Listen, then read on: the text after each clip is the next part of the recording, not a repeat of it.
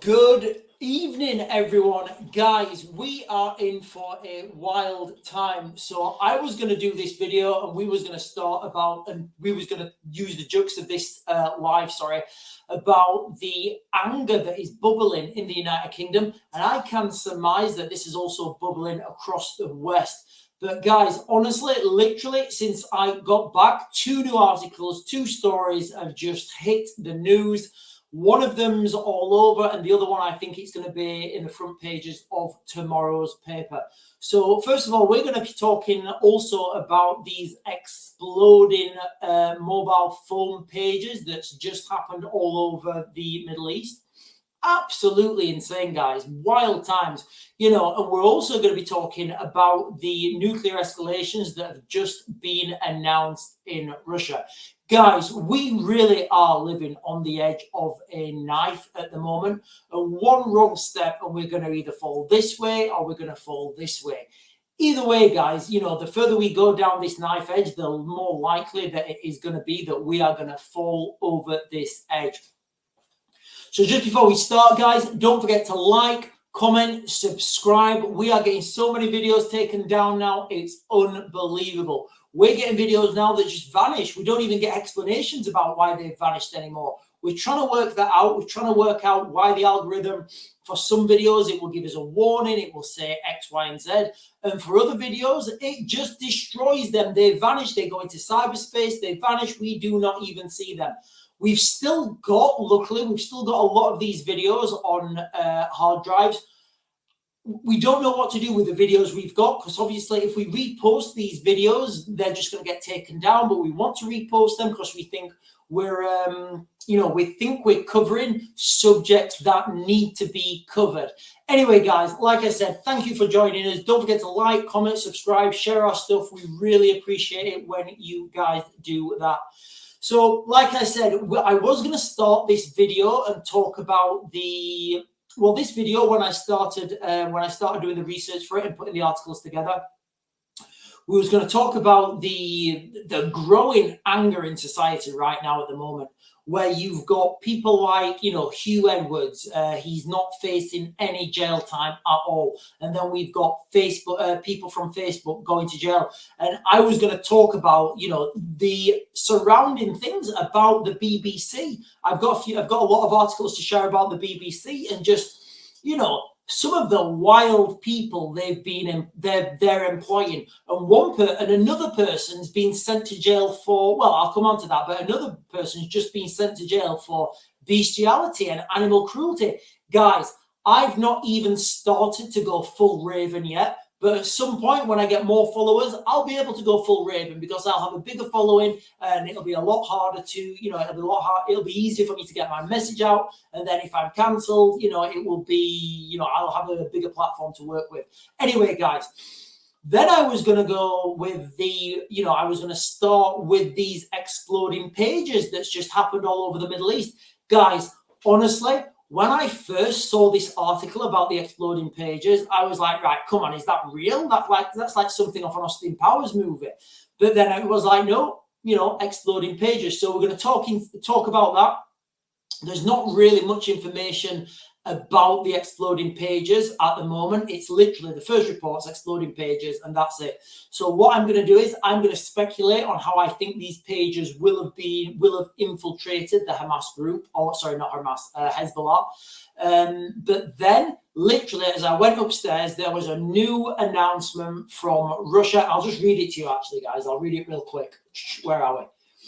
So this is wild, guys, and I think this is going to dominate the news tomorrow. And if it doesn't dominate the news, then it's even more terrifying. Russian nuclear test.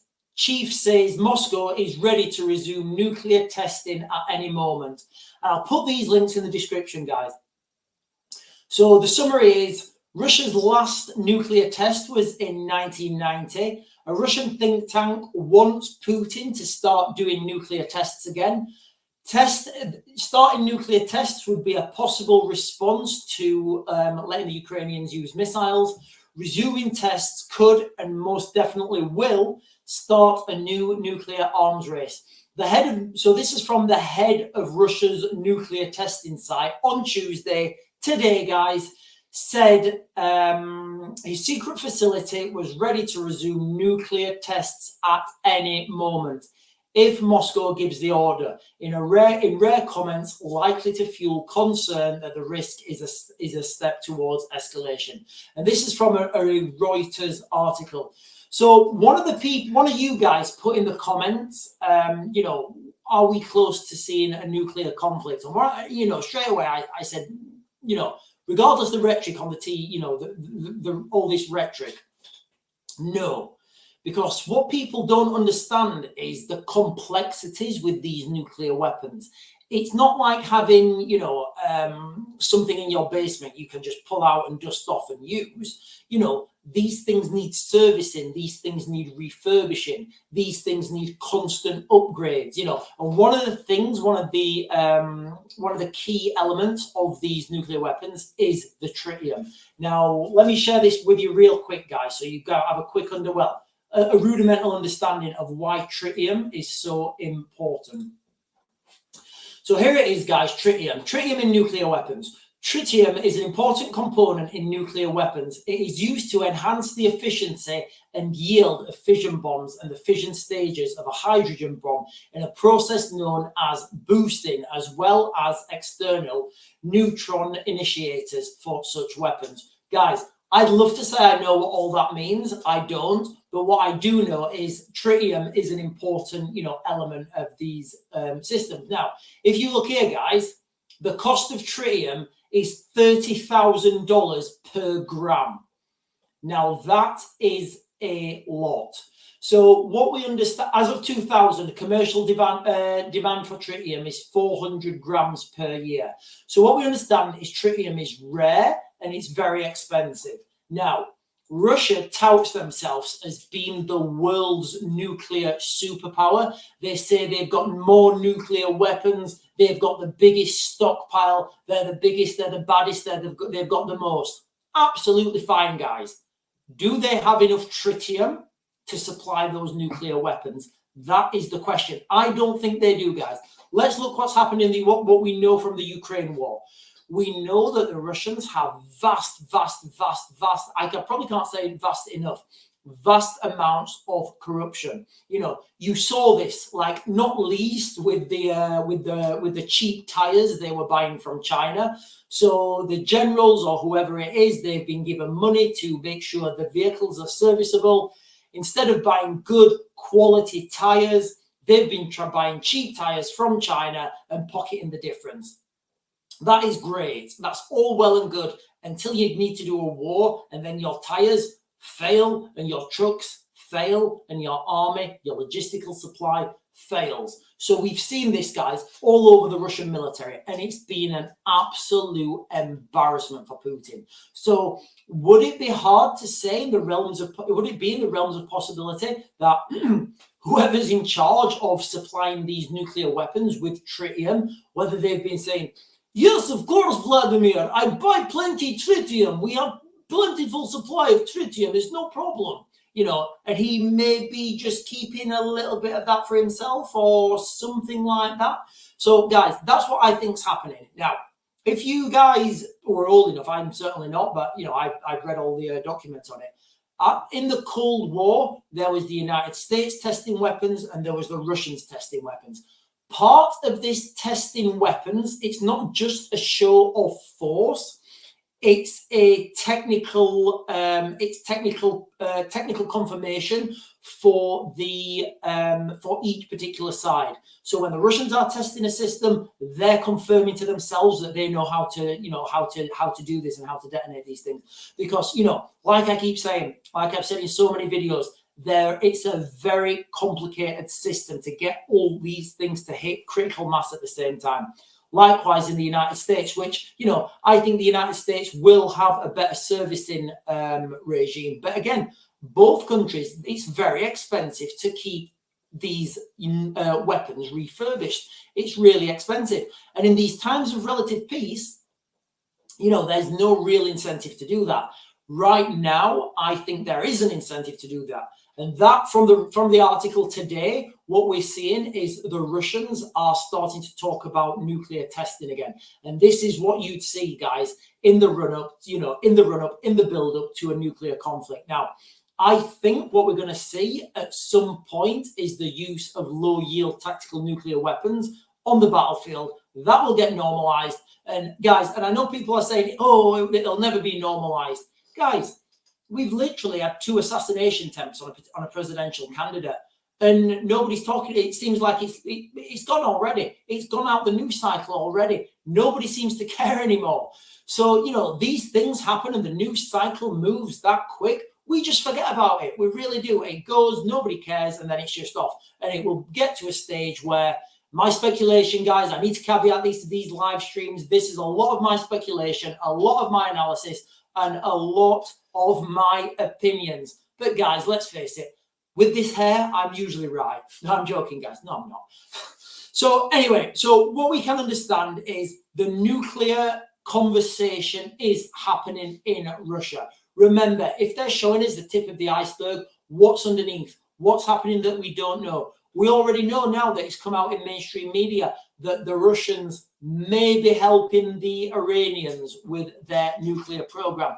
Guys, I said this so long ago. I said, okay, the Iranians are selling the Russians Shahed drones. Yes. Okay. Well, the Russians will be helping them with their nuclear technology. It's that simple. Do we really think the Iranians and the supreme leader of Iran is sat there and he's sat there with Sergei Lavrov and they're talking and they're saying, and Sergei's talking to him and he's saying, listen, mate, I can come and help you with your nuclear weapons. Do we really think, the supreme leader of Iran's going, yeah, well, listen, Sergei, I'd love to accept your help, but Biden says we're not allowed, so we're not going to bother. We're going to ask America if we can. Absolutely not. It's absurd to even think that, guys.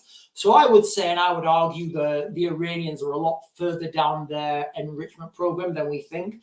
Equally to that, if the Russians start testing their systems again, it's not going to be hard for the Russians to ship in some weapons to the Iranians. And then, guys, we have got everybody nuclear armed, everybody ready to go. And this thing could just start and happen by mistake. And then we're all going to be watching news and we're not going to know whether it's AI-generated images, AI-generated sprites, or whatever. We're just going to all have to get in as bunkers, another lockdown. We'll probably be eating bugs by the end of the year and breathe. Anyway, so that's kind of what's happening with the, with the Russians, with the Middle East and the nuclear threat. Now, guys, I'm going to come straight on to the exploding pages.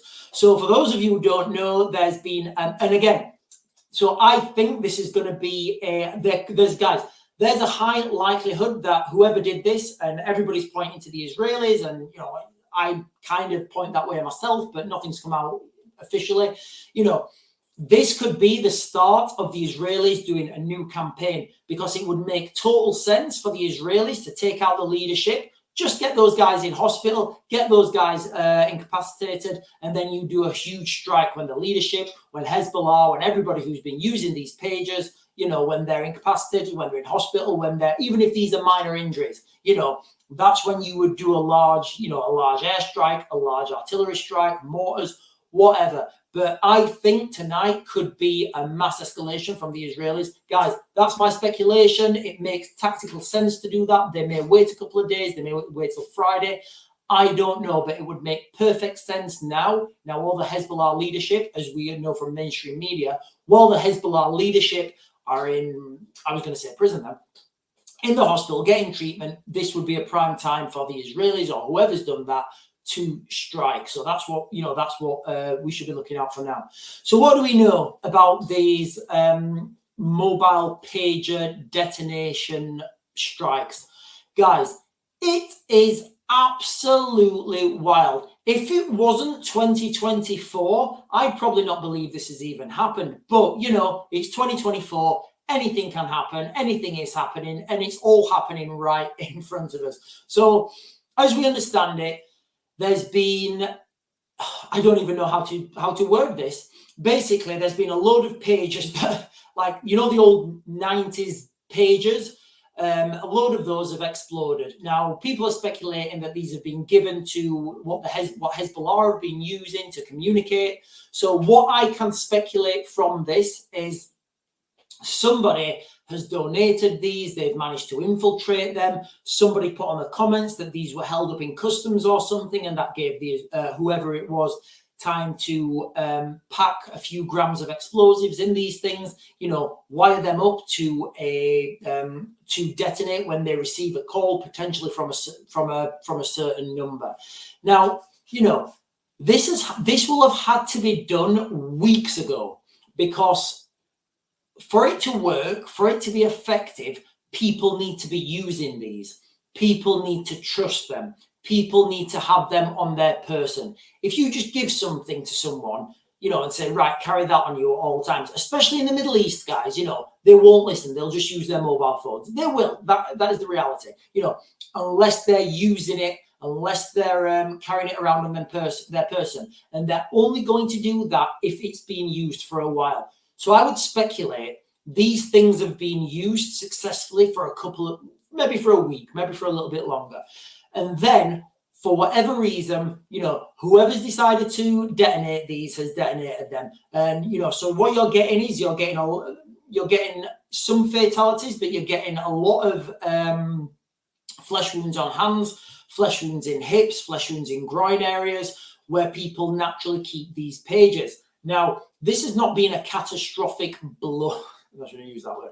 This has not been a catastrophic strike to Hezbollah, but what it has done, this is going to sow fear. It's going to sow like distrust in the whole system, because, you know, where did these guys get their laptops from? Where did these guys get their TVs from? Where did these guys get their cars from? If whoever's done this and people are pointing their fingers to the Israelis, what else can they do? What else can they infiltrate? Guys, honestly, this is the most fantastical, you know, this will go down in their history books as one of the most spectacular, non-conventional attacks that any country has ever pulled off against any organization up until this day. I genuinely can't, looking back, I can't think of anything on this scale of this significance that's ever happened. You know, of course, you know, we hear about car bombs, we hear about mobile phone bombs, we hear about letter bombs, but doing something on this scale, last I saw on the, in fact, let me have a look real quick, guys, what I'm seeing. I'll just give you real quick, guys, what I'm seeing. Where am I? I've done tritium, we've done the nuclear thing, we've done that. Well, I've missed it. Here we are, guys. Here we are. Absolutely insane. Exploding pages. Yeah, so this was updated. Let me just refresh this screen. Pages explode across Lebanon, killing 9 and injuring thousands. Guys, thousands have been injured. This is insane. Absolutely wild. And guys, you know, on a tactical point of view, this is genius. I mean, whoever's done this, guys, Hezbollah leaders previously warned the group's members not to carry mobile phones, alleging Israel could use them to track their movements. So, you know, the Hezbollah leaders, they've said, don't use mobile phones. The Israelis can track your movements. Here, take this pager. Guys, honestly, so when you're in the military, you do, and you're deployed on operations, you do something called, and you're not actually going and doing the teeth arm stuff, you know, you do something called operational planning. And it's a bit, it's one of them things. You just have to sit in an office and you plan for different scenarios. And that's what you do 9 till 5. You just do a shit ton of planning.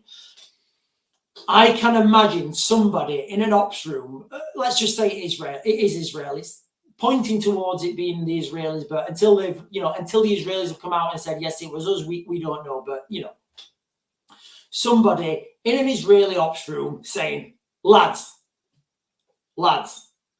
listen, right, listen, hear me out, don't laugh, let me finish. Exploding pages. Can you imagine when somebody brought up this like idea and everybody's, oh, sit down. And they're like, no, wait, lad, no, seriously, lad, hear me out, I've got it. Exploding pages. Nobody's ever thought of that.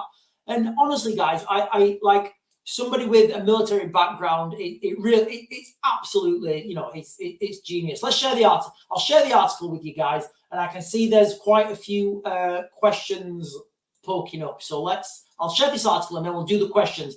And then I'm going to come on to the anger that is in the United Kingdom at the moment, because guys, you know, from what we've seen in the last couple of days, this pot is boiling, it's simmering, and right now we have a lid tight on the pot of our social, social infrastructure.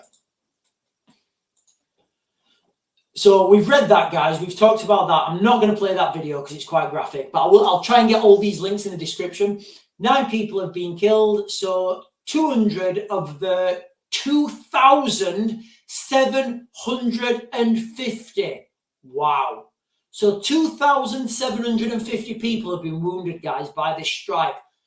You know, it's absolute, you know, one girl. It's, you know, the strike itself, the planning, the infiltration, the implementation, the detonation, it's absolutely insane. You know, it did not directly accuse Israel of being behind the operation, which has left dozens of Hezbollah members seriously injured, and said that it was carrying out an investigation to determine the cause of the blast. Well, you know, I can tell you now, guys, that was a little bit of explosives packed into those pages. And then you need to look at who gave those people those pages, and then you need to trace that back and see who was responsible, because it's not going to be hard to find out who's responsible for this, guys. So, you know, that's kind of what's been happening with the Russians, you know, Russian nuclear escalation. It's only a matter of time, guys, before these detonations start on each side. Then, you know, people call that a nuclear arms race. It's not an arms race. Both red side or blue side, whichever you guys sit on, both sides have these weapons. This is confirmation that they can do it themselves. And now we've got this absolutely insane article about the mobile pager bombs. It's absolutely insane. So guys, I'm going to go through some of your comments now before I go on to the oh god, right, I'll go from the top, guys. Where are we? Hello, good evening, guys. Thank you so much for your comments. I really appreciate it. I want to grow this channel, and I want to grow this as a live. I'm building a new studio. We need to get where I'm putting the studio.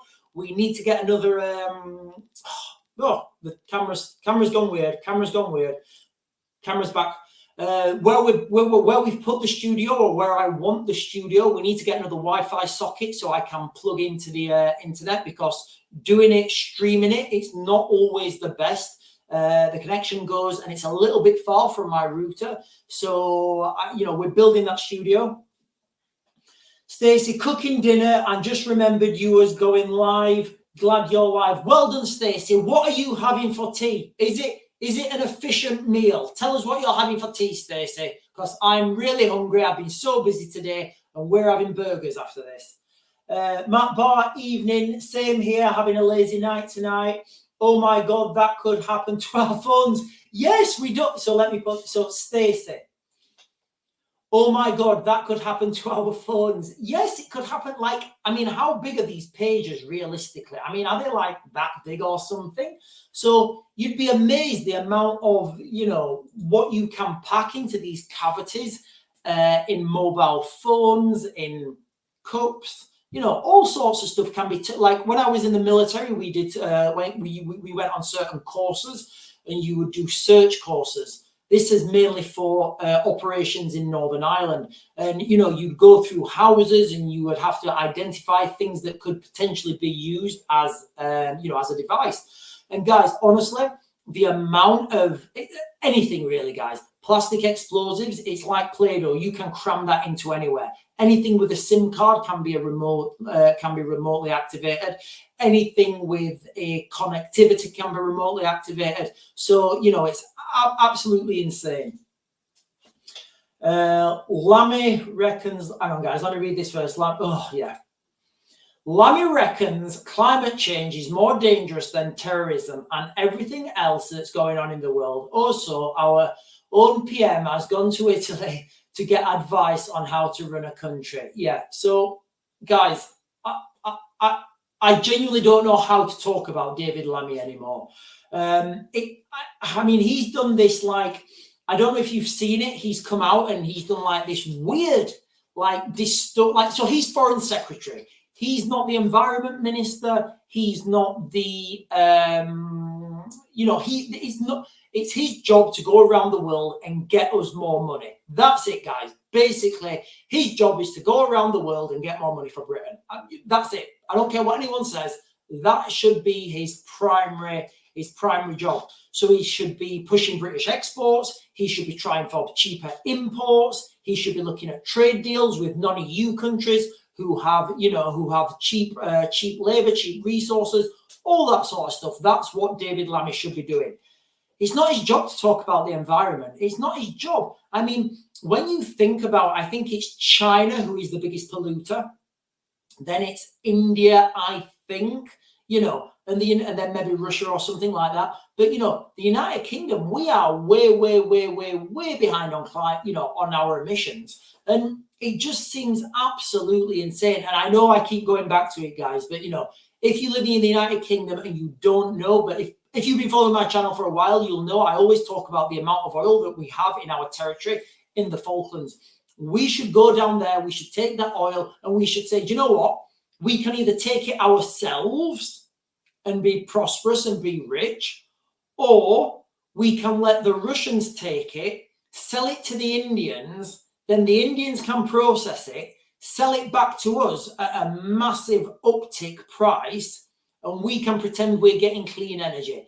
Who benefits from that, guys? Does the environment benefit from that? No. Those hydrocarbons are still getting burned. It's just that we're not benefiting. We're paying more for it. It's absolutely absurd, guys. I feel like I feel a lot of the people in the United Kingdom, we have this slave mentality. You get up in the morning, guys, there's a meme on it. It's like, you get up in the morning, you go to a job you don't like, to buy things you don't need, to impress people you don't want or something, and that's what we do. We have that slave mentality, and we need to break those chains, guys. And you know what? I think the first way of breaking those chains, guys, is, we need to re-empower our men. Where have all the men gone, guys? Really? As I walk around, where's all the men who say, you know what? This is me. This is what I stand for. This is what I want, and I'm going to get it. I don't care about your opinions. You're either in my way or on my side. That's what we want. Do we have a leadership like that in the country? Guys, it's really sad for me to watch this in real time and see the leadership that we've got. Anyway, that was my rant on David Lammy. And Keir Starmer as well. Guys, I can't keep mentioning this enough. Sorry, guys, my mouth's going dry. I've been on permanent send. So, again, more's come out about Keir Starmer, and he's got no shame. This guy has got zero shame.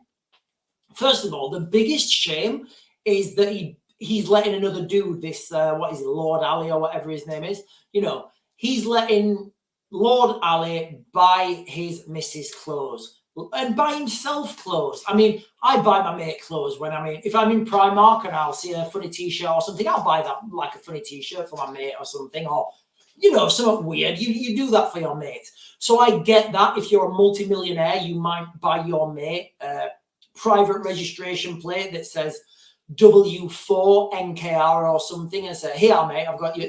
I get that. It's perspective, like a lot of money for someone, like 100 grand for Elon Musk's not a lot of money. 100 grand for a lot of people is a lot of money. So, I get the amounts are not really relative, but what is relevant is he's letting somebody buy his missus clothes. And that's just weird to me. Now, he's come out and he said, oh, we seek.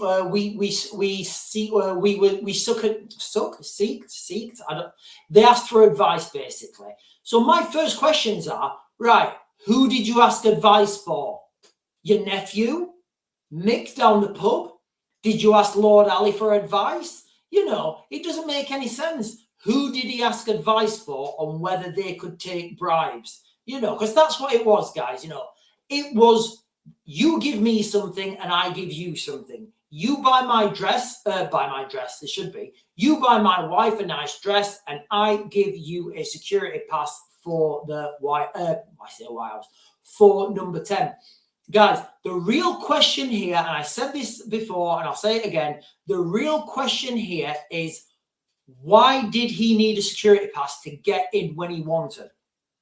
It's easy to get into Downing Street if you get, you know, if you know somebody in there and you've got a reason to be in there. So, you know, all he needs to do is say, Kia, I've got a reason to be in Downing Street, mate. Can you just get me on the list for this afternoon or whenever, put me down? And you can bluff a meeting, you know, if you're in those circles. It's easy enough to do. So why did he need a security pass? Why did he excuse me, why did he need to go in as and when he chose? Guys, that's the real dangerous thing about this. You know, we're not understanding why Lord Ali wanted to go in there, what he needed to get in and out of there, and who he was meeting off the books, who he was meeting there when potentially nobody else was there, and what deals were done. I'd like to look more into Lord Ali and see what dealings he's got, what companies he's involved with, what legislation he's passed through, because that kind of seems to me to be the real story. Starmer is an embarrassment, but he is working for someone else, not the people. Yeah, Stacey, you are 100% right. Now, I did a video on Keir Starmer when he went over to Czechoslovakia, and he was identified by the KGB, basically, the equivalent in Czechoslovakia when Czechoslovakia was a Soviet state.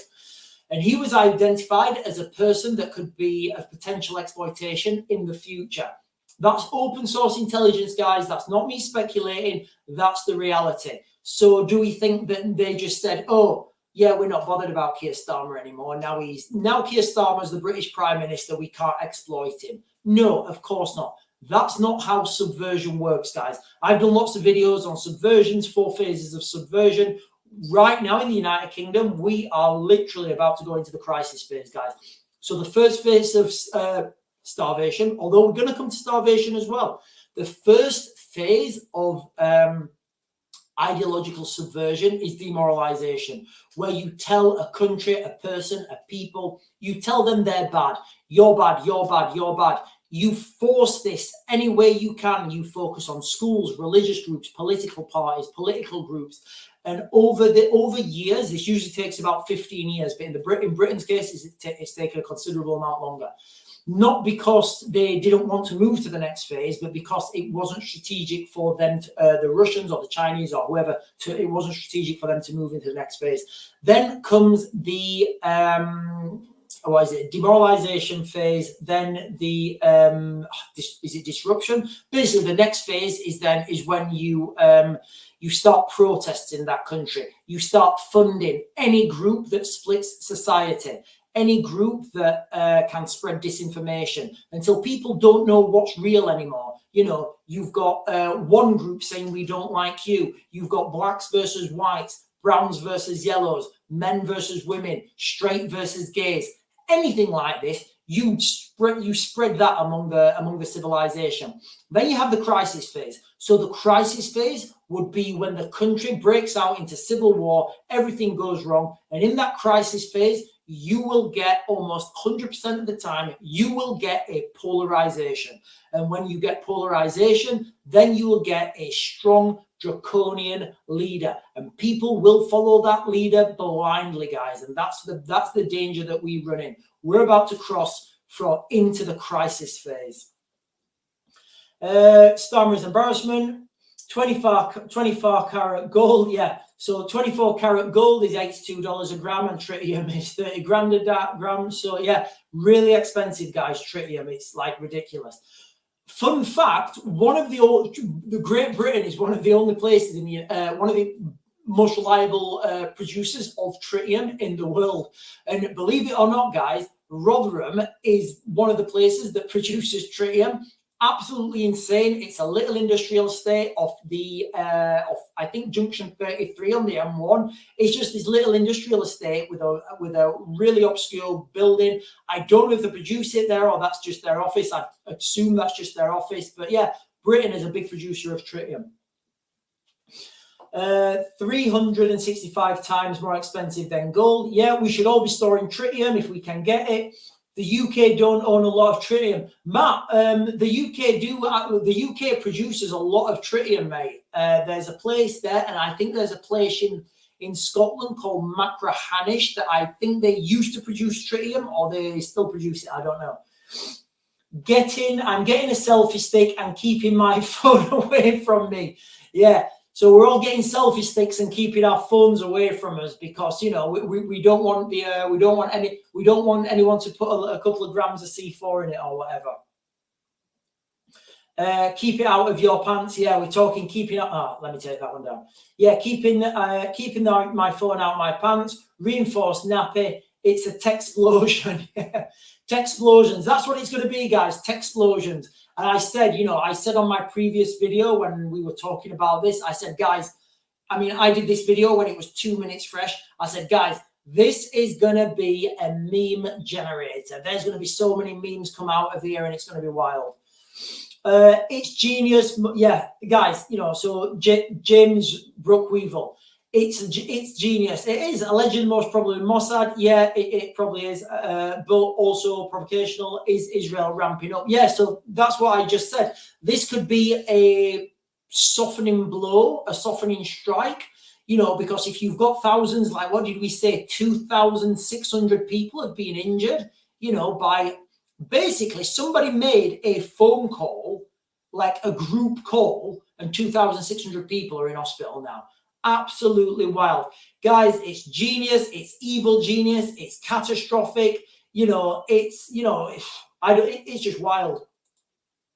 This could change warfare forever. Yeah, I mean, people don't understand that, you know, when we talk about warfare and we get all these people like these generals, you know, like I'm a NATO general, I'm a vice admiral with 50 years experience and NATO will destroy Russia within 3 days. Yeah, I get that, mate. Is the Russian military better than the Taliban? Just answer that question, mate. Quick, straight yes or no. Okay, yes, the Russian military is better than the Taliban. Okay, how did the US do against the Taliban? Who's in charge of Afghanistan right now? So you see what I mean, guys? You know, you're not going to, you never take your enemy on at their strongest. You take the enemy on at their weakest. So asymmetric warfare, grey warfare, you know, sabotage, all these things you can be doing before you even do an attack. These are all deniable, you know. In the United Kingdom, the beginning of this year, well, I say the beginning, early summer, we had a mass spate of fires. And all these fires seemed to be at storage yards. So, you know, I was doing videos and I was saying, right, guys, I'm not saying this is sabotage. I'm not saying this is aliens, but it's aliens. I was saying, like, no, I was saying, look, nobody can confirm this is sabotage, but I've been warning about sabotage. And look at this, guys. We're having so many fires now at these storage depots, parcel depots. Is there some correlation? Obviously, correlation is not causation. But then what was also being kept at these storage depots? And these stories tend to just be brushed over because the news cycle is so quick. Remember, a private company, guys, is never going to admit that they've been sabotaged. A private company, they're never going to come out there and say, hey, guys, yeah, we are vulnerable to sabotage, because guess what? Everybody's going to vote with their feet. They're going to go somewhere else. They're going to put their money somewhere else, and they're going to go out of business. So I think we're already under sabotage attack. In Europe, there's lots of articles saying there's Russian groups moving around. There were some assassinations of Ukrainians who were recovering in a hospital. You know, so we know these things happening. I mean, guys, we've got the Skripal poisoning, and I know the Russians said they had no hand in that. But again, you know, it is what it is. You know, I personally think it was. Who was it? What was the company? I want to say there was a news outlet, and they did an open source intelligence. Billingcat. It was Billingcat. Guys, absolutely fantastic how Billingcat found who these guys were.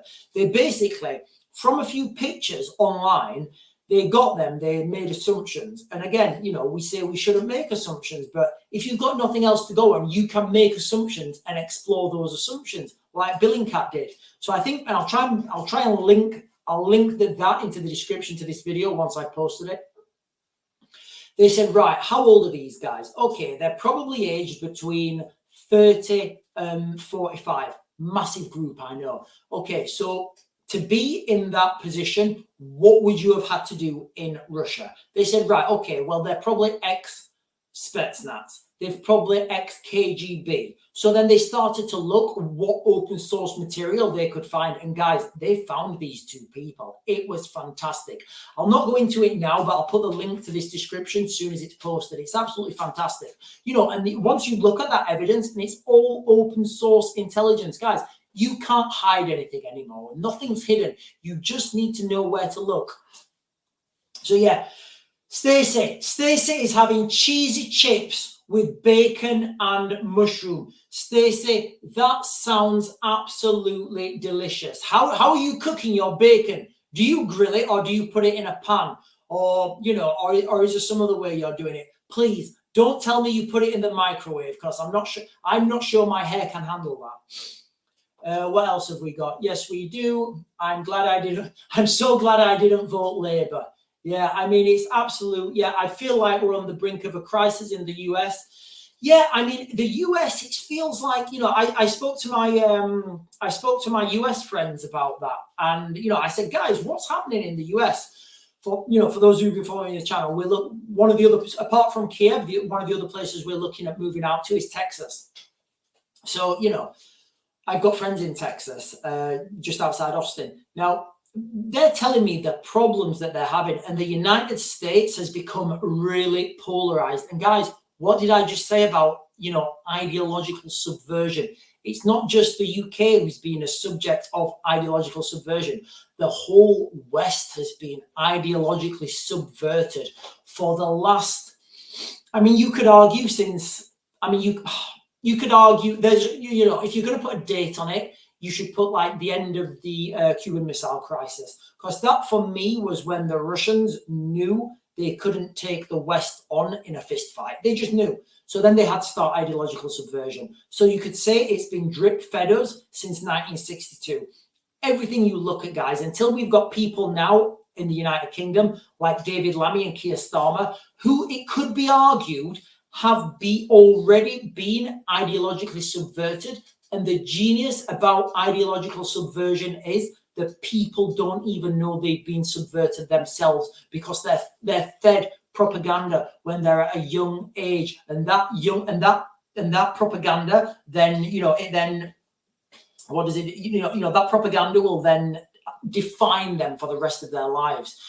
A good example I give is Vladimir Putin.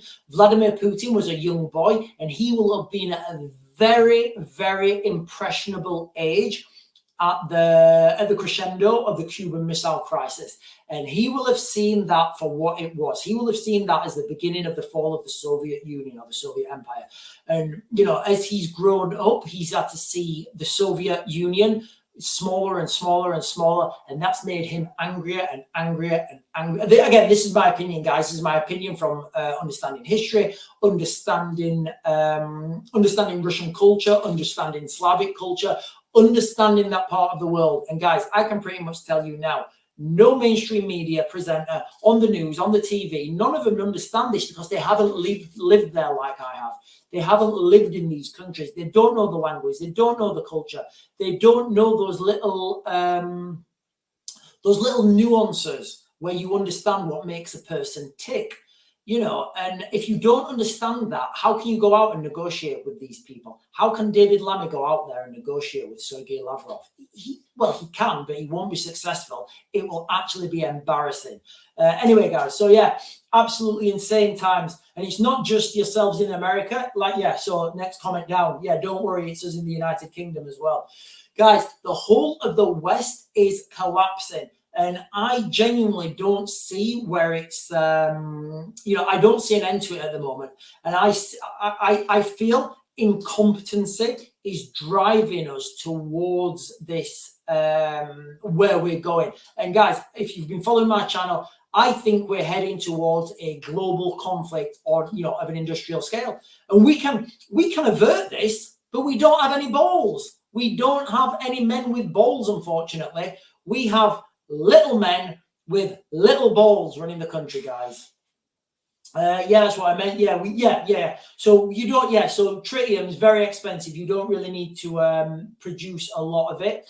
Frying pan, lol. Oh, good. I don't. So Stacey, guys, everybody, Stacey is cooking her bacon in a frying pan, which is perfectly accepted under British cultural laws. So well done, Stacey. You are winning at life.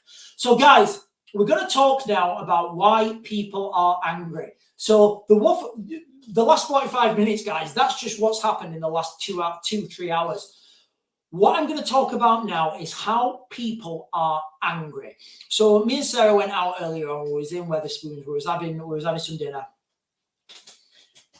And who was it? There was this Hugh Edwards thing on the TV.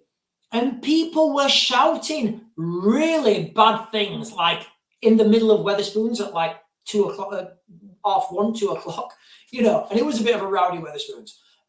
People are shouting, calling, like really, like, well, do you know what? I'm going to deserve names that I won't repeat on this channel at this time.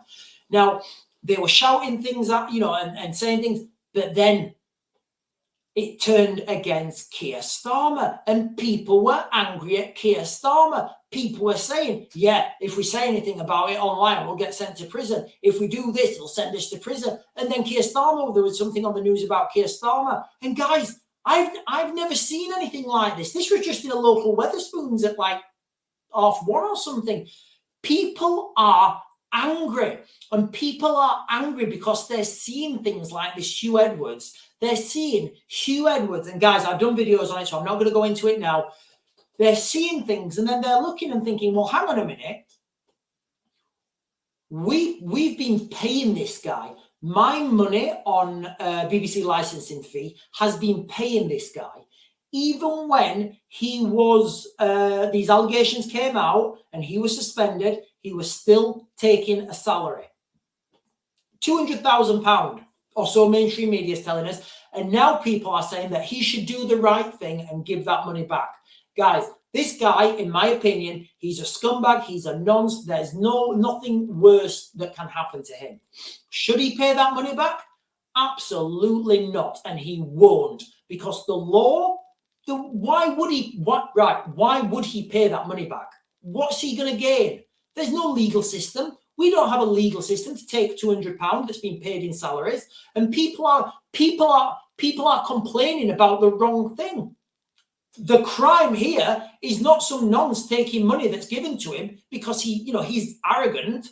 The crime is the BBC gave it to him.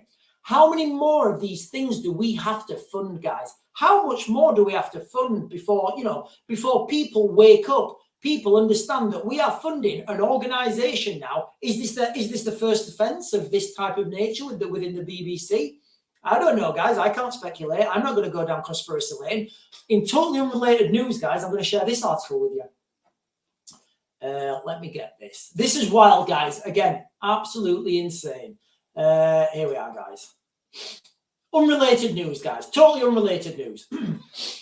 British crocodile expert Adam Britton jailed for sexually abusing dogs. Come on, guys. If we're not eating the dogs and eating the cats, what's wrong with people? Judge detailed what he described as Britain's grotesque and unspeakable crimes against animals. And there he's got an alligator. I'm not going to say how suggestively he's holding that. It's just weird, guys. It's just weird. What's wrong with people? This story contains graphic and distressing details of animal cruelty and references to child abuse. So I'm just going to summarize, guys, and then I'm going to skip to the bottom because like most things, the important stuff is at the bottom. A prominent British crocodile expert, well, guys, I don't know that many crocodile experts, has been jailed for torturing and sexually abusing dogs. I mean, what kind were they? Whippets? Hang on. Adam Britton, 52, was jailed for 10 years and 5 months on Thursday. So this is like, this was this month, August the 8th, after pleading guilty to the charge of bestiality and animal cruelty at Supreme Court of the Northern Territory in September last year. So this he lives in Australia now, I understand. Britton also pleaded guilty to 4 charges of accessing and transmitting child something material. He was also barred for life from purchasing animals and having them on his property alongside a non-parole period of 6 years. So then, you know, I'll put this in the description, guys, but it's absolutely sick, and it goes on. And I mean, he's been into bestiality. Guys, get this, stop, sit down, stay sick. Don't be having any bacon in your mouth when I talk. Just 1 second, all right? Because you may spit it out. The 52-year-old also worked for the BBC and National Geographic. So, guys, what is it? What is it about the BBC and nonsense? You know, do you go for an advert in the BBC and they're like, right, got some pictures of kids for you. What do you think? You know, what is it? And we are funding this. Our money goes to the BBC and we fund this. It's absolutely insane, guys. And if we don't fund it, guess what? If you don't pay your tax, your BBC tax, guys, for those of you in another country, the BBC in the United Kingdom, it's a TV broadcasting company. Obviously, I'm sure you've seen BBC News. Everyone in the United Kingdom has to pay towards that. It's a tax, you know, it's a license fee, and everybody has to pay it. If you don't pay it because you don't want people like Britain, you don't want people like Hugh Edwards, and guys, this is the tip of the iceberg. How many more of these people are in the BBC? And where are all the men with balls calling this out, saying, listen, you know what? This is bullshit. We're not having this. Get out. I'm done. And where are the people bringing a spotlight to it? They don't, because people are too scared to lose their job. But guys, it's going to get to a stage at some point where we're going to be both the jailers and the inmates. So, you know, guys, it's just absolutely insane. He was from the BBC too. He was, guys. Absolutely insane times.